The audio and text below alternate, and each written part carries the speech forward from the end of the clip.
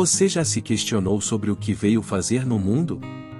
Com o livro Propósito, a coragem de ser quem somos, você vai aprender a pensar sobre esse assunto e sobre os fatos da sua vida que podem estar impedindo-o de seguir o seu caminho. Propósito foi escrito pelo mestre espiritual brasileiro, Siri Prem Baba. Segundo ele, toda criança nasce sabendo qual é o seu propósito e continua com ele até a juventude. Aos poucos, porém, passamos a acreditar nas vozes externas que insistem em colocar dúvidas em nossos sonhos. Em um certo momento, nos damos por vencidos, até nos esquecermos de vez do que alimenta o nosso coração e passamos a viver os sonhos dos outros. A fundação da nossa personalidade acontece nos 7 primeiros anos de vida. Assim, as crenças instaladas nesse período vão nos influenciar pelo resto dos nossos dias. Você conhece o seu propósito? Com que frequência pensa nele? Sabe para onde está indo? Tem certeza do que anda fazendo? Essas são perguntas que nem sempre fazemos, mas que deveríamos. Afinal de contas, todos ocupamos um espaço nesse mundo e devemos ao menos saber o que estamos fazendo aqui. Se você gostaria de entender ou rever alguns aspectos da sua vida ou se questionar se está vivendo uma vida que vale a pena ser vivida, fique à vontade e seja bem-vindo. A maldade da criança aprende bem cedo que é uma vítima das circunstâncias externas. E junto com isso ela aprende também que precisa se defender, criando vários mecanismos de defesa e adquirindo condicionamentos e crenças limitantes. Tais mecanismos são limitantes, explica Siri Prem Baba, porque, ao mesmo tempo em que servem para proteção, geram separação e esquecimento. Ele define esses mecanismos de proteção como a natureza inferior, eu inferior ou a maldade. Além disso, abra mão das expectativas em relação aos seus filhos. Isso porque, se você não tem consciência das próprias carências, inevitavelmente, vai querer moldar os filhos de acordo com suas expectativas. Por exemplo, caso tenha sido humilhado, é bem provável que, estando numa posição de autoridade diante da criança, você acabará abusando desse falso poder. Assim, você acaba reeditando a sua história por meio da criança e transmitindo para ela as suas maldades. Ou seja, muitas vezes você pensa que está amando o seu filho, mas está apenas tentando resolver o seu próprio problema e dramas. Seus vícios podem esconder repressões e se você possui algum tipo de vício, examine-os com cuidado. Eles podem estar mascarando sombras do seu eu que precisam ser resolvidas. Os principais amortecedores ou que impedem o despertar da consciência são o sexo, o dinheiro e a comida. A compulsão, por exemplo, é uma das manifestações da impulsividade. Não importa se é compulsão por comer, comprar, falar ou transar. Na base disso tudo está uma carência, um vazio existencial que não se preenche pelo excesso das coisas. Quando a compulsão não é atendida, cria-se uma ansiedade que precisa ser tratada para se interromper o ciclo vicioso já instalado. A preguiça também mascara algo, e a preguiça se manifesta de forma passiva ou ativa. Na forma passiva, a pessoa não consegue fazer o que tem para fazer. Às vezes, nem consegue sair da cama, desdobrando-se em depressão. Na forma ativa, a pessoa faz muitas coisas, menos aquilo que realmente precisa ser feito. Acaba se tornando um viciado em trabalho por procrastinação. Outros comportamentos, segundo o autor, que podem esconder dramas são distração, é quando você não consegue colocar a alma naquilo que está realizando, o orgulho, é um condicionamento de falsa superioridade para gerar proteção, com vaidade, soberba, timidez, complexo de inferioridade ou superioridade, vitimismo e falsa humildade. Em suma, qualquer tipo de vício ou maldade nasce de uma carência.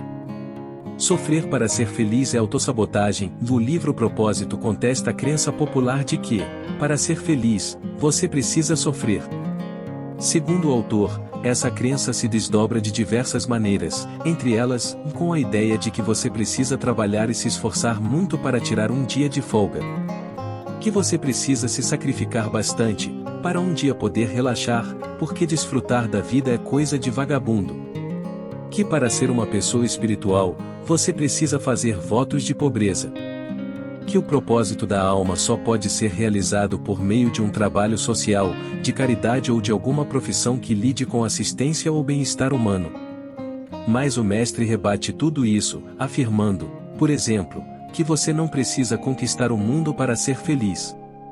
E mais, você pode ser feliz agora e não precisa necessariamente fazer caridade ou ser professor de yoga para viver a felicidade, etc. Confiança é a base da prosperidade. Geralmente, a pessoa que mais tem medo de não receber é aquela que menos consegue dar, afirma o autor do livro Propósito. O medo faz com que ela não confie que irá receber de volta o que tem para dar. Esse é um dos sintomas do medo da escassez, que é um desdobramento da falta de confiança. Quem não confia, não ama, pois a confiança é como uma ponte para o amor.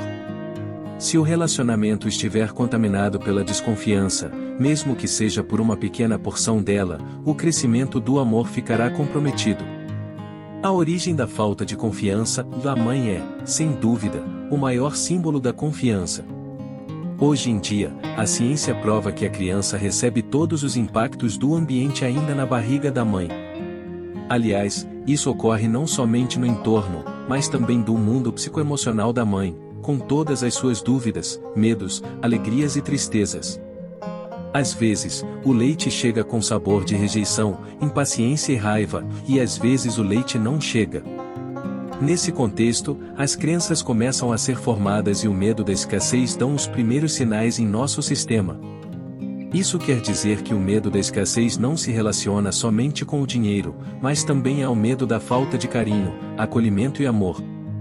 Pelo fato do contato com a mãe ser tão determinante para a formação da base da autoconfiança, o autor sempre enfatiza a necessidade de reconciliação com o feminino, não somente na forma da mãe, mas também na forma da natureza, do corpo humano e das mulheres em geral. Confiar de novo. A necessidade de você reaprender a ter confiança. Isso mesmo, reaprender.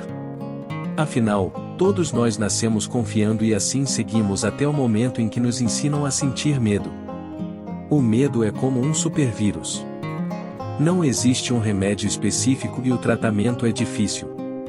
Mas, muitas vezes, você dá um passo em direção à confiança e diz, ok, eu vou confiar. Então, depois disso, você resolve seguir os comandos do seu coração. No entanto, pode ocorrer um retrocesso, se alguma coisa não sair do jeito que você planejou. Mas, a verdade é que faz parte do aprendizado da confiança correr riscos. O perdão, enquanto você não perdoar a sua mãe, não perdoará o feminino, e, se não perdoar o feminino, seguirá destruindo o planeta e a sua própria vida. Quando você se reconcilia com o feminino, por meio do perdão, o medo deixa de ter poder sobre você e o ódio também se torna impotente. Além disso, se a sua consciência está identificada com a sombra dos seus pais, inevitavelmente você sente a dor da carência e ela traz outros sintomas, ciúme, inveja, competição, impotência, avareza e todo tipo de miséria. Então, se você quer seguir pelo caminho do autoconhecimento e da autorrealização, o autor sugere fazer a si mesmo algumas perguntas importantes. Quando perdi a confiança? Quando passei a duvidar e a ter medo? Como posso voltar a confiar? As suas respostas podem ajudá-lo a traçar o mapa das crenças que dão sustentação a seus medos. Seu sucesso está na alma e não no ego. O verdadeiro sucesso diz respeito à realização do propósito da alma, mas a maioria das pessoas acredita que o propósito está na realização do ego. Essa noção equivocada também nasce da carência afetiva. O ego é importante, mas nós não somos o nosso ego. Ele é, na verdade, um personagem.